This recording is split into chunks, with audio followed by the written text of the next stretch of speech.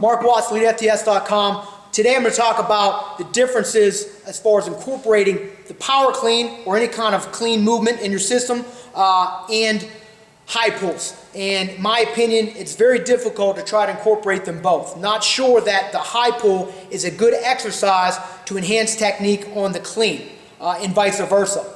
So the one issue with the clean is, the positive end of it, is that there is finality in the lift. You either get the clean or you don't. The trouble with the high pull is that's not the case. There's a lot of subjectivity in the performance of the movement based on the height.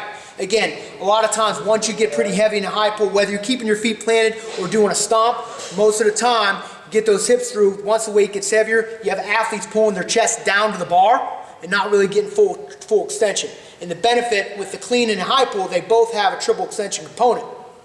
With a high pull, it's really easy to kind of cheat that. So one thing that I got probably about over a decade ago from an article as far as the targeted high pull and using bands to create some kind of objectivity in the movement. So you have kind of a quantitative measure as far as how high you're pulling that bar. So again, with this, setting up in a rack, the way we did it was just a mini band and a carabiner. And again, now, whether you're doing from the floor, from the hang, regardless, if I'm going to go ahead and execute the high pull, however you're doing technique-wise doesn't matter. But now I have a standard area to pull the weight from, pull the weight to.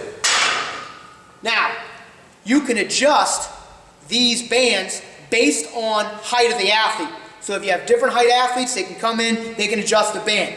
Secondly, you can adjust these bands based on the intensity you want for that pull. So you might have one week where you want your athletes to pull heavy. You might set these bands up belly button level as they're standing.